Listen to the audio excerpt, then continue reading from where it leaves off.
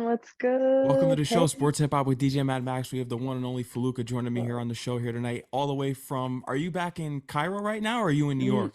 I'm back in New You're York. back in New Yes. York, yeah. Because I remember I was Mhm. saw in one another interviews that you were doing an interview at 3 a.m. So I was like, I hope she's not back home because that's No, yeah, no, I was in the Middle East for like the past few weeks, but I managed to get in right before Christmas and yeah, kicking off 2023 in the city. Let's go. now. How's the energy feeling flowing into 2023? Now you just dropped the brand new project in the Love Serum. I'm really excited. I feel really blessed to be creating and just like having no just restraints on like how I create and what I really create for. So I feel, yeah, I'm really excited to just like launch further in my bag in 2023. Two standout tracks for me, Neighborhood and Give It Up. Those were the top two for me on the project. Yes. Give It Up, it reminded me a lot of Sade. It gave me that Sade Hey. vibe. Oh, I love to hear that. Sade's a huge inspiration for me. I feel like just like that enigmatic, divine feminine energy in soul music transcends to hip hop, transcends to all kinds of different genres that I love. And yeah, she's a queen. I'm glad that you heard that. One of the top, when I listen to your, just when I go down your discography and I think of artists that, if I were to put all together, that makes who you are. Of course, you're your own person, but three sounds that I Mhm. call Erica Badu, Sade, and A Hey. Tribe Called Quest. Just by the Ah, that's beat and the production. fire. Yo, that makes me so happy to hear. These are all like major influences for me, definitely. I think Badu's just like been appointed unofficially my mentor. So like one day she'll find out, but like definitely it's in the mix. Speaking of legendary mentors and people that you've come across your time in the industry, I wanted to make this a big point in the interview tonight. Is the fact that when you were out in LA, you got the chance to meet Raphael Saadiq. So tell me a little bit how you were able to come across him and the legendary Tony. And I know he told you the main thing as an underground artist is to just stay active. But how did you end up meeting up with him? So he went to school, actually, he was in college with one of my cousins. And when I told her I wanted to do music and like I showed her just a few, I had like a mixtape out and I was like, this is kind of like what I'm trying to do. Engineering quality, like let's not even talk about it. Recording quality, let's not talk about it. But like the substance was there, which I feel like is the whole point. I feel like soul, and that's the difference between like artists who really create like because they have something they want to share that's like this really special, pure thing inside, and like it's less about how um yeah, just like at the time too, this was like 2018, there was less of a focus on like, okay, well, how good does it sound? Like the mix could be crap, but the song is fire. And she really liked it. And she's a big fan of like, Erykah Badu, School of Thought, Tribe, everyone you just mentioned put me on to some of them too. And she was like, you know what? I need to introduce you to my friend Ray. And I'm like, who's Ray? And I had to look him up, mind you. I did not know. And I'm like, damn, I'm so ashamed of that day because I did not know him. And like, just like everything he's worked on, wrote Cranes in the Sky with Solange, like so many beautiful things. And yeah, we had sushi together, like just like the little family friends group. And he was just dropping these nuggets of wisdom on me all night that I cherish so much. He shared like one of my videos, and I was just like, damn, like I gotta keep going. Now, in that conversation, or could have been aside from that, what did he say about your music that made you special, in which he saw something in you? I mean, so at the dinner, he hadn't already like heard any of the music, but like just off of like the things I was saying, and I guess my general vibe, he looked at my cousin, he was like, she reminds me of Solange, and I was like, okay, like I'll take that. Definitely a huge inspiration as well. But then when he heard the music and stuff, like he texted my cousin just being like, this is pretty dope, like please tell her to keep going. And even if it is just like a small little like push, that for like an underground artist means so much. And so like to this day, like I'm really blessed. Absolutely, and we've seen how far that you were able to come across. Dream 23 was one of the main ones that blew up for you and made some noise for you as an independent artist. But getting into your early life and being in Cairo and Egypt, what was your introduction into learning about the hip hop history? Because I know that was a big reason why you chose to go out to New York because it was the birthplace of hip hop. Right. It's funny because like I actually like stumbled into like fell into the rabbit hole of making music in New York City. I thought I just wanted to be a poet. Like I was just like, okay, writing is my passion. Always been, a creative writer, fiction, poetry, whatever it was. Used to write plays as a kid, like whatever it could be, just constructing a world that's always been a passion of mine. Come to New York, I'm at poetry readings. The energy is just off. Like there's no energy at a poetry reading. It's just like I'm gonna read this sonnet from when my dog died. And it's like, cool, that's good. That's a vulnerable, piece of art to share. But when I was out, like, just like walking in the street, going in the store or whatever, and I would hear just the ciphers, just like, people just literally just rapping in the street for no reason. Nobody could be filming even. They're just having fun. I'm like, wow, this is like some contagious energy. And I just like it was like a light switch went on. I'm like, rhythm and poetry is rap. I love both of these things. When I combine them, it's just the poetry over a beat. And then obviously you're arranging, songwriting and taking it to the next level. But it was the city 100% that inspired all of this. The two artists I know you were listening to at that time, because I did hear that you stumbled into rap, was Nas's Stillmatic and Lauryn Hill. You were listening to a lot of Yes. those right there, and that's basically what really drew you in at that point. Definitely. No, I mean, like, definitely East Coast influence. Like, I don't really believe in the whole East versus West because, like, I shouldn't even be talking about that. I'm from the Middle East. I have nothing to do with with that. You know what I mean? But it's like there's something about just like hip hop artists that did come out of the East Coast. Like, I can't deny. Stillmatic changed my life for sure. No Name at the time too, and Acid Rap by Chance were like on repeat when I was discovering like how you could toy with language to like make people really think about what's on your mind that's original and like make it really groovy so that people would just replay that. And I feel like you could just change everybody's stream of consciousness. And that's the power of hip hop to me. Like, I was like, damn. Mhm.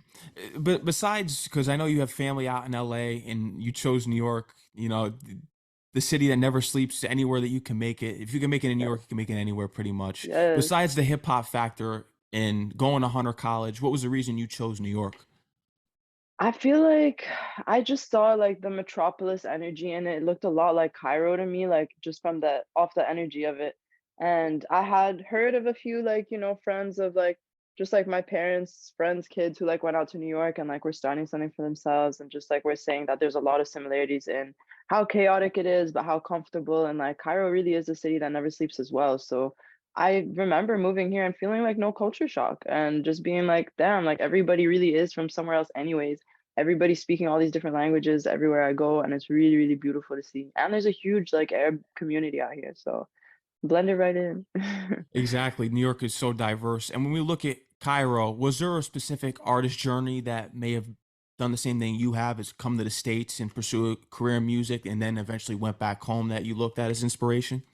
I would say like we're on the cusp of a lot of artists who are now just like now beginning to like get the recognition for being like, from like the Middle East and then also like trying to make it out in the West and blending that like being a bilingual artist is all pretty fresh, I would say, because a lot of people were just like pushing against it at first when I was doing it, when everybody was doing it.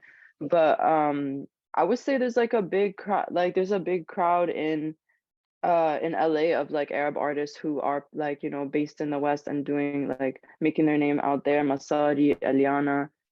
These are some Arab artists who are like really like owning the pop scene right now, and that's in LA, so it's pretty Mhm. cool. As far as being rooted about with LA because of your family, and then you already, because you live in New York anyway, what were Mhm. some of the things you think you could take away as an artist that you were able to put forth in your career by being out in LA? Because you got New York down. So what about the LA thing that Right. you're able to Do add I there? got New York down? I feel like this is such a huge city, and like every day I learn about like different producers I really want to lock in with, different venues that I hadn't even heard that now I really want to play, and it's like so overwhelming sometimes. But like, yeah, I feel like I'm getting there. I'm definitely doing what I can in 2023. I'm focusing on my zip code. Like that's what I'm trying to do. But LA is really exciting too, and like I know a lot of industry people be out there. I know a lot of it reeks of opportunity for sure. But then I also believe opportunity is everywhere you seek it. And like I could be off the map by the Red Sea in Egypt and making some of the best music that I'll probably ever make. And like that could launch me into like connecting to people in a metropolis city, in a big music city, whatever it is.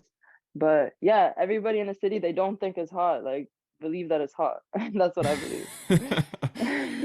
The city that never sleeps. You're in New York, of course. You can make it there. You make it anywhere, as I said before. What was that moment for you, as far as live performances go in New York City, where you were recognized as being an artist that it truly is? If you can make it here, you can make it anywhere. I would say playing at Baby's Alright, opening for Diana Lopez, who is an artist I always really like admired and respect for like how she's just adding so much sensitivity and consciousness to ambient brown girl fairy music. Like I couldn't even put a label on it really. She just like speaks to my soul. She really brings out the poet in me. And I remember sending her a DM and just being like, just offer like whatever it is, just love, like, woman to woman. I was like, hey, thank you for being you and like doing what you do and keeping your music and your essence so pure.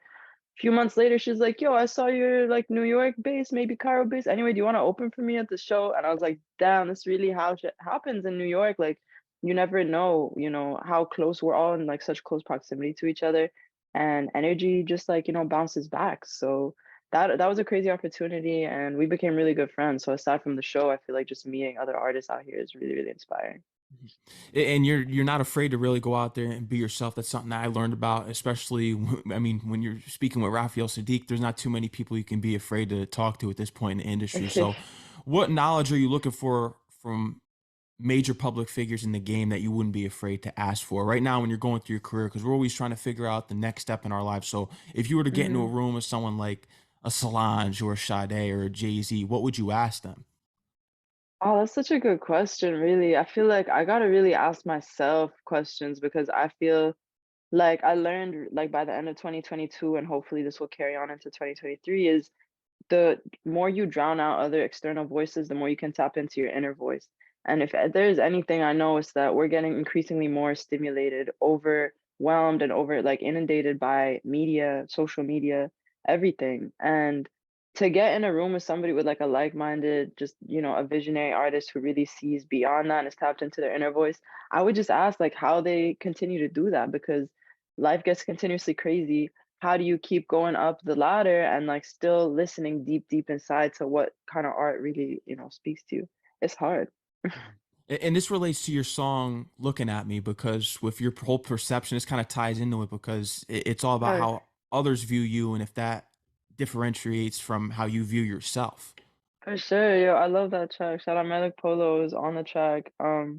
It's great that you bring that up because like I put out a project, I'm like, this is the only one that exists now. But like you're right, like the older things also has substance. It grows with time. Absolutely. The evolution is what I'm working towards. Yeah, no, you can definitely tell that with the discography. As far as collective go, because I know you're inspired by ASAP Mob. Have you sought out any Definitely. other musicians? Because I know that actually your brother actually helped compose your first project, and he's also You a did. musician as well. So have you thought about Mhm. seeking out a collective of your own right now in New York City, piecing some things together for a potential project?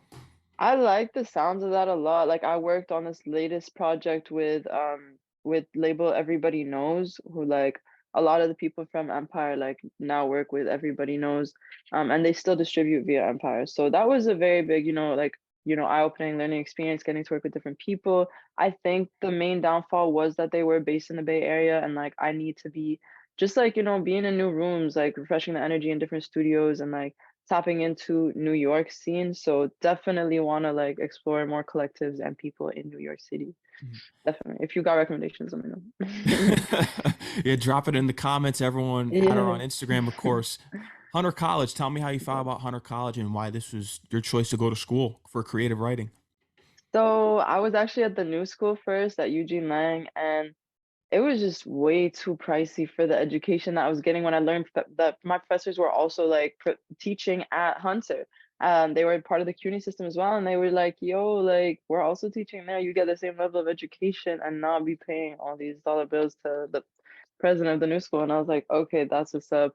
Switched the game, met so many more down to earth people who don't have to wear Gucci to their 8 a.m. class, and who are just keeping it real. So I met a lot of really cool people there. At that point though, I was really tapped into just making music. So I could not tell you how classes were or what where the library was. Like I was like, class, get out, go record. But yeah. And at that point, when you were a student in New York in college, you considered that part time because you were so invested into your artist For career. sure. No, I was, and I begged my parents to let me drop out, but like being the Middle Eastern, like Muslim parents they were like, this music thing is a hobby, like please just focus on getting a degree that you can then use to work in that field of degree. I'm like, even non-musicians hardly ever work in the field of like their major, so don't at me. But I did, I finished. Oh, congratulations on that. And as far as making connections, especially on the self-publication side, because I did want to touch on your publications. You published three of your own books. Were there any Appreciate. major connections there in getting some advice to be a self-publisher? So that was like really inspired by my poetry class. Like I was a poetry major, and my professor like connected us to people at Shakespeare and Co. who then helped me like self-publish my chapbook. Like that was my last chapbook. The first two I just sought out my own like printing press, publishing house, and I was like, "Hey, published by me. This is how I want the layout. This is everything." And we worked closely to just develop like, we published what, like 20 copies. I went back and did another 20, and I sold them all in Cairo. I don't have like, I literally have one left of each, and I think that's cool because like, they're out in their different homes now out in the world, and a lot of those poems made it into songs. So you have one, you don't, you got the music, like. And being that you're a poet of your own, have you even taken a look at reading one of Tupac's books? Because I know he has his own poetry book composed of his own poets that For he wrote. sure. I mean, I'll dip into it online. Like, definitely, I've read a lot of his work. Just because out of curiosity, like, where does this lyricism come from? But I definitely want to pick up a book of his. I would say I'm really like, because like the literati side of me does not sleep, and like I have to be reading up on my like Rupi Kaur, Nayara Wahid, Rumi, of course, inspires so much of my thought process. Just living for love, and like Sufist writers, especially who like put a compassionate twist on Islam. I like that. Have you thought about reaching out to some of your favorite poets that have inspired you at all to even do a open reading monologue on one of your projects at all?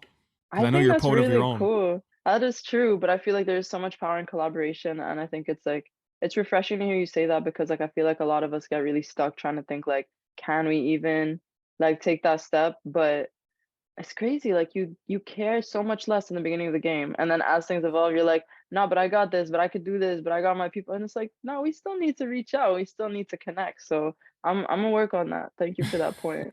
Of course.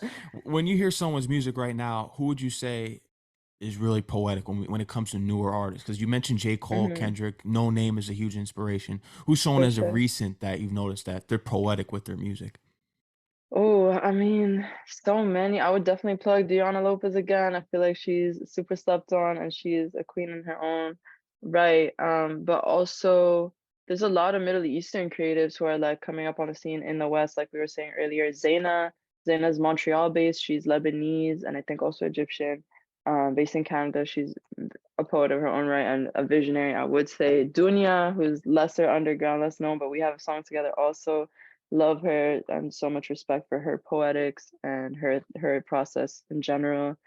Abir is a Moroccan artist who's based in LA, and she's definitely more tapped into the pop sound. But hey, there's poetry in pop. Like I'm now learning that as like Yeah. a alt hip hop, like such a different scene. I always looked at pop and been like, no, no, no, I don't want none of that. And then I'm like, maybe we can like pop. Maybe there is some silver lining to pop music. So respect. It's always interesting to see because hip hop, I believe, is the most diverse genre when you look at it and collaborate with rock, country. For sure. Have you thought about collaborating with other artists from different genres? Definitely, I'm really trying to get into my dance hall era. Like, I'm Okay. excited to, yeah, like tap into Afro beats. I feel like there's a lot of similarity in just like the rhythm, the drums, the like patterns between Middle Eastern music and Afro beats. So I think getting more into that, I'm not gonna lie, I do have some demos I'm excited to like start leaking on TikTok. But yeah, definitely trying to collaborate with more artists in Africa. Mhm. PSA, one of my favorite songs by you, of course, and listen to it, push that shit away. What were some of the things that you had to push away in Oof, 2022? all the hate, misunderstanding, like people still putting women in a box, and I feel like just artists, this viral thing that's going on that's like I say that like I'm old. I know I'm in my 20s as well, and like I saw the birth of this TikTok app and like how artists will now go viral and then their streams are they're getting millions of streams on this new song that went viral on TikTok and doing like just amassing so much viewership in such a short amount of time.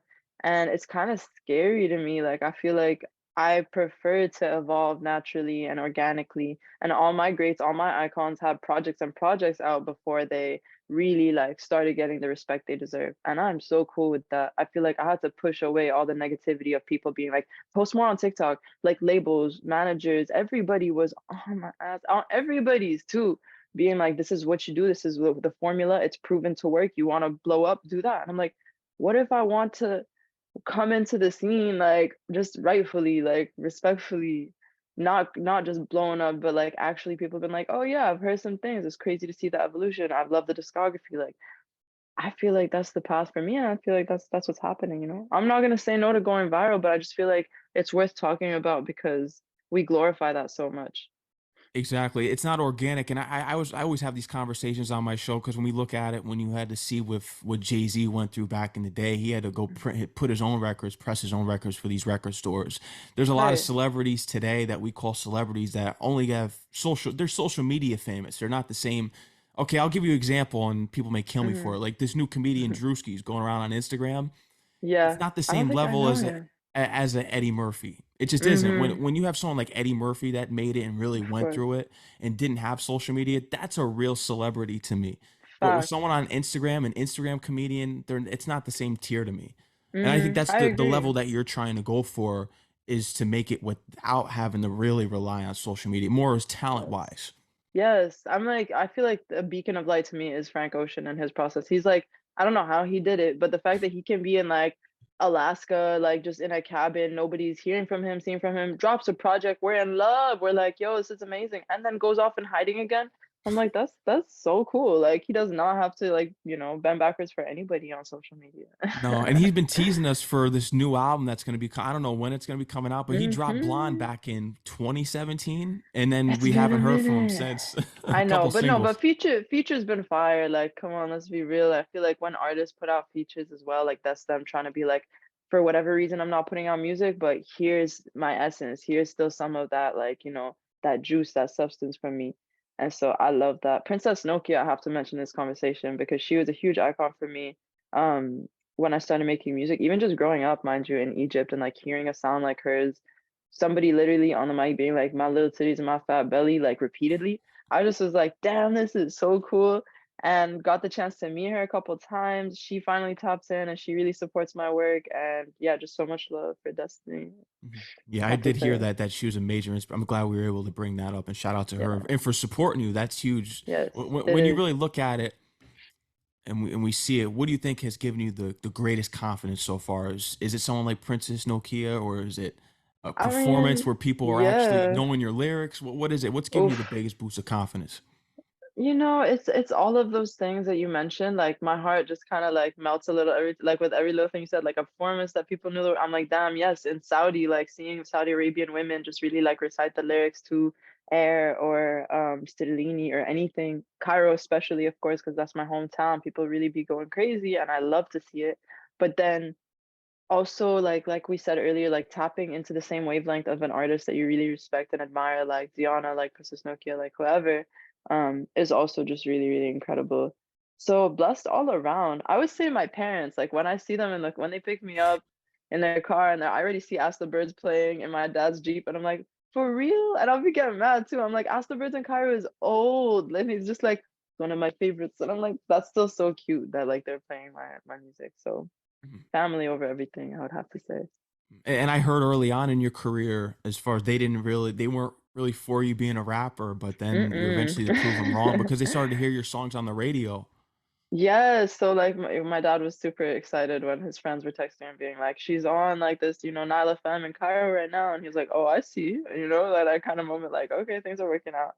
And mind you, I feel like being the, like, Arab woman rebel type that I am, like, when my parents were like, "I don't want you to do this," like, my dad literally told me, he was like, "Rap is for black men, neither of which you are not black and you are not a man. Why are you rapping?" And I'm like, "It's changed so much," like Um, anyways, I was like, "But Imma keep going because they told me not to. Cheers." Yeah. And, it really just, like, fueled me, and now I kinda see the same, like, from people that hate randomly on my work, like, just, really backwards things like, "Oh, like, women can't make music. I just don't like to hear women's voices in rap," like, all of that, which is, like, on no grounds acceptable. That'll inspire me to keep going. I'm like, "Alright, well, you never heard this, like, let's let's go, test the limits." It's interesting because we're going through so much in society right now with the racial tensions going on, Roe v. Wade being overturned. There's so many things that Mhm. women are going through in the industry right now as well. How does this Yes. relate to being back home, especially in the music industry? Because I know you've said it before. You get tired of people asking you, "Oh, what are the struggles that women go through in the industry?" We know they Mhm. women go through struggles. So how does it Right. relate to being back home compared to here when we're talking musically? Mhm. I Even you can touch mean, about on the politics level as well. Yeah, I feel like, it is a universal women's issues is just a universal issue at this point, and I was really lucky to be attending and performing at the Equality Now gala. It was like their anniversary gala and they were fundraising for women in Iran and like the struggle that they're facing over there. And it was really inspiring to see so many people come together for women's rights and women's issues.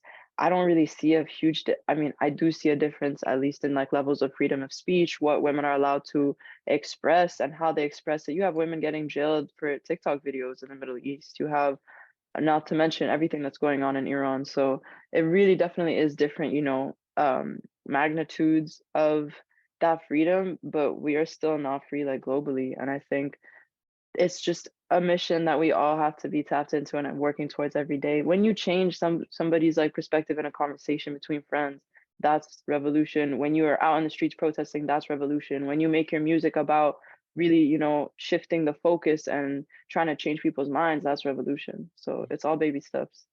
And I believe you're gonna be one of those game-changing artists just like you saw with Plus, Pac, and we see it already because it's on the global scale, and when you go back mm, to these high schools, 'cause I heard that you went back and spoke at your high school, what I was the did. most important thing that you stressed to the peers there, the students? I really tried to it was a blessing, honestly, being asked to go back and perform at the same stage on the same stage where I, like, didn't even place at the talent show, at my high school talent show, and I remember being so upset, but being like, "Something's not right," like, either the judges were off or, like, my art flew over their head because 'cause Imma keep trying to rock a stage until I'm back and playing the stage as an alumni, so that was really cool. I made sure to highlight that, like, my just like the high schoolers, the middle schoolers, because it's a K through 12 school, you have like every age really in the audience. I was just telling them to really focus on what makes them happy and to really dive into that without looking back, without looking around. I feel like as a student, as a kid, I was just overwhelmed with like everything everyone wanted me to be. And I knew there was just this artsy, weird e-girl type character inside of me who needed to breathe. And I'm grateful to have gotten the opportunity to see different contexts, like going to college and going to college abroad as well, opened my eyes. So I encourage everybody who can travel to travel. I think that's the greatest teacher, is just experiencing travel in different countries. But yeah, I really told them to really tap into what they love to do and to do it fully. No, and you could definitely see that you're having an impact already. And shout out to you for going back and speaking at the place because I did hear that you were bullied when you were younger. So the fact that you were able to Mhm. put that anger aside. Yeah, I wasn't even gonna touch on that, but there was a whole like dilemma going on. There was like this entire like 10th grade was ruined because there was this hard drive that was going around school that had um naked pictures of girls, not just from our school, but from neighboring schools. And also not just that, but like regular photos of fully clothed women, but like zoomed in inappropriately and pixelated and really just creepy things. I was on the drive, my friends were on the drive, like, it was chaos, and there was so much shame around it, and, like, it's our fault for even dressing like this, to have photos that then be circulated in the school, and just all the rhetoric I knew was just absolute bullshit. So, I think coming back, I definitely talked about that. I sang the song, which is "The Rain," which is, like, not out anywhere except on SoundCloud, but in that song at the end, I call out the names of the guys who did have that USB and were sharing the photos, and some of their siblings were in the audience, so I'm very glad that came full circle, and their names were Revenge. spoken. Yes, it's not the end. Revenge. No, Mhm. but props to you and Thank in you. relation to just not make you feel uncomfortable on the show with being bullied. I was bullied too. They couldn't pay me to give me a speech in my old high school, so they couldn't Mhm, even pay me mhm. enough. I wouldn't go You know back. what? Like, no, that's what I think. I feel like also Tyler faced a lot of like ostracization as a Yeah, kid, as far as I know, and like some of the best artists and thinkers of our generation were really misunderstood as kids. So yeah, I'm here for them. I'm here for them for sure. yeah. And the ones that bully don't make it. Sorry. I mean, if you peak in high school, I feel so bad for you. That's the Yeah, main exactly. takeaway. For Uh, real. but speaking of labels, this label talk, have you had any Mhm. conversations with major labels about some distribution opportunities? I think Empire would be a Yeah. great opportunity. You've already mentioned the name of the Empire before. Empire's been really helpful for sure, and they've like been working. they've been able to connect me with some people at Spotify, some people at Apple Music as well, which has been really helpful. Because, like, all an artist wants is to foster their own connections as well. And I feel like not gatekeeping is really important in the industry. So when you meet people who are like, all right, let me connect you with so and so, be sure to send them your ideas, send them your music, whatever it is. Like, that was really a big boost for me to believe in myself, to like be able to like foster and like, really care for these connections that are really human people, like human beings at the end of the day. So that's been really great. I love, love, love the people at Def Jam. And we have, had some conversations, but this is me manifesting that in real time as well. Okay, yeah, on the manifestation level, no, we got to make that Yes. happen for sure. And I did want to Mhm. touch on this because as an artist that comes out of, Egypt and moves to New York City, and you're already out there, you're making a living for yourself. As far as waiting tables, I heard tutoring and babysitting. So how do you balance Yes. the enough to make enough income for yourself at the same Mhm. time as put time into your artistry and making music? So I'm very lucky to be doing music full time now. I've been doing music Congrats full on time that. for, thank you. Yeah, for like over a little over a year now. But I'm lucky because I basically I just put all my eggs in this basket is what I really did. And I'm not gonna say it's always easy because there are definitely like high points, low points, mid points. It's all over. And a lot of freelance artists, people will really relate to that. So it's definitely not all glittery and gold, but I'm learning how to like really just navigate the ebb and flow. And yeah, I think, just being hopeful for what's to come. Came a long way from purple philosophy. So how has your philosophy Mm. changed since starting right at that point? Damn, I feel like I still stand by everything that I did say in Battery Acid, the first project, everything in Purple Philosophy about that was it. It's like this idea of a fusion, of a cultural fusion between the Middle East and the West, between hip hop and every other genre, like you were saying. I love to like dip my toe into other waters, and I haven't even started yet with like electronic music, which I love. Rock for sure, want to tap into that. And that's what Purple Philosophy still is just like not putting a cap on my multiplicity, my multidimensionality. It's forever, Purple Philosophy forever. Like nothing has changed. uh, Mhm. I did want to touch on this because I feel as though that they don't give the female artists a place to speak on what's been going on to a lot of the hip hop artists in the industry. When we look at Takeoff, which recently happened, Chinks that happened a few years ago, Nipsey Hussle, you see all these art, Young Dolph. I can't believe Mhm. you read off the names. Yes. What are your thoughts Rest in on peace. how female artists are in the game, and just how come you don't see that they're affected as much when you see men unfortunately getting gunned down? Right. I mean, I don't even know that I can speak on this topic so much. I feel like, women, there's still so much violence against women that does not go reported, and so much that we don't really hear about because it's not platformed. Not to say that, women have it worse than men. I feel like it's rough all around, honestly, in the industry out here. But hey, I mean, we got to celebrate the little wins, like Megan Thee Stallion and this Tory Lane situation. I feel like it was crazy to see some people still supporting him and platforming him. And we have that in the Middle East all the time as well. It's just a global issue. So I feel like just amplifying and focusing on women's voices is really important. Mhm. No, absolutely. Dream 20, we had Dream 23 here. Is Hmm. this you looking in the future for 2023 at all? Hey, yes, of course. I mean, like that was what I love to do is like play little games with the music, like Dream 23 now being applicable to the next year. That was the whole point. I was 22, so I was really manifesting my 23rd year. But now we can apply it to 2023. Like it's just so many codes. And I love that. And yeah, I'm excited to just really be, happy to do what I do. I feel like being in love with your work is so, so necessary, and people really resonate with an artist that really loves what they do.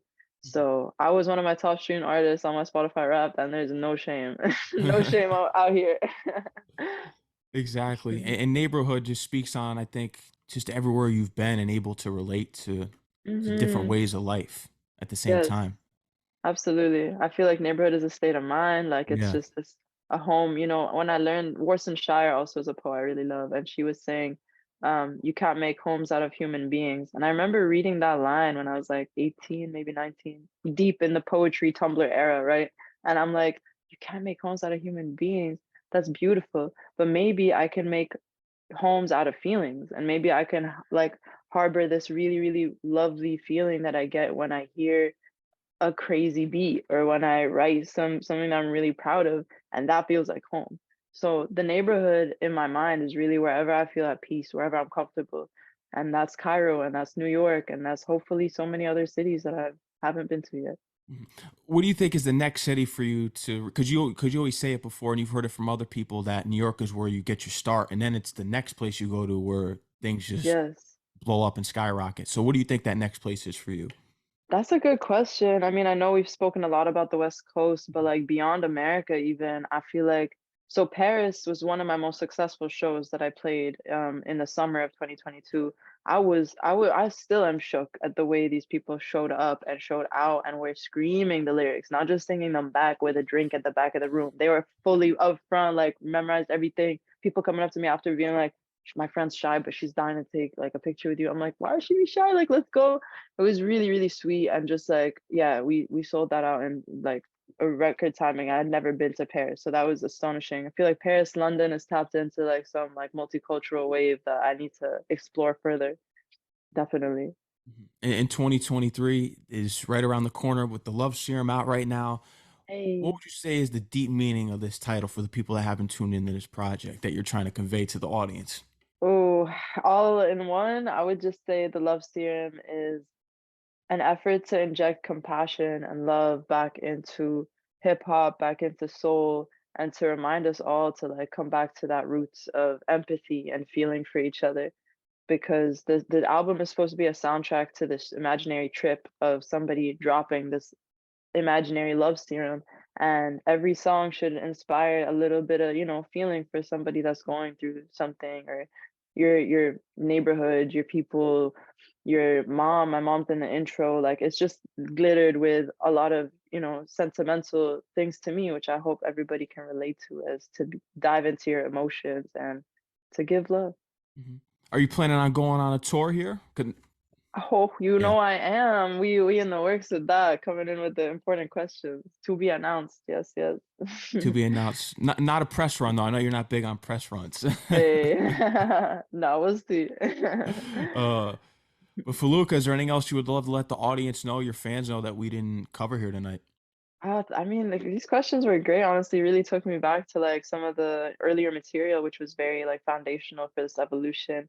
If there's anything I want people to know is continue to shamelessly give love to people that you really care about. And I feel like if there's anything post-COVID has taught us is like you never know what's gonna happen tomorrow. And we need to be living for love. We need to be doing what makes us happy and making each other happy. Because yeah, time is a construct, but it's also finite and will end soon. Mhm. I usually don't like because we're approaching the new year. I used to be big on it. What's the New Year's resolution here? But Mm, what's something that you're manifesting for the first quarter of 2023 for yourself? Because I feel as though when you look at one thing mhm, to try to achieve for the full year, I feel as though you're wasting the whole year on that one thing. So let's achieve it for quicker, sure. manifest it so we can get to the next thing in 2023. Yes. So what's the main thing you want to achieve by the first quarter in 2023? First quarter, I Mhm. really want to tap back into, and I started this in Cairo a little bit, but aerial yoga, aerial sports. I love as an air sign just being in the air suspended. So I'm trying to incorporate that a lot more in my videos and get into my flying bag. And there you have it. But Well, I'm yeah. sure we'll see it on the visuals and on the Love Serum. Yes, yes, that's definitely what I'm trying to hint at for sure. You already Soon. know. And they can follow you on Instagram and Twitter at Felukah. Yes, that is correct. You already know. Felukah, I want to thank you for coming on the show. I had a great conversation here with you. I enjoyed it. Thank you for all that you're doing, not just for Hey. out there in New York and for your own career, but taking things back to Cairo because it's all about bringing the resource back to where you're from. Absolutely, fam. Thank you so much for having me. This is such a great conversation. So Thank you. I happy. appreciate it. Anytime, you're always welcome on the show. Anytime that you want to come back on Oh, and talk about that's upcoming love, project, yo. you're Yes, always thank you welcome. so much. Thank you. And enjoy the new year. Happy New Year and all Yes, that. you too. And I Yep. also want to say, like, I agree with you, like, dividing the year up into like quarters for your resolutions is fire. Also, your new year could be whatever you want. You can wake up and be like, my year starts today. So Yeah. let's step into that. Exactly. You're right. Mhm. Felukah, enjoy the rest of your night and take care. Stay safe Thank out you. there. You too. Stay Yep. warm. Stay All warm. right. Peace out. Bye.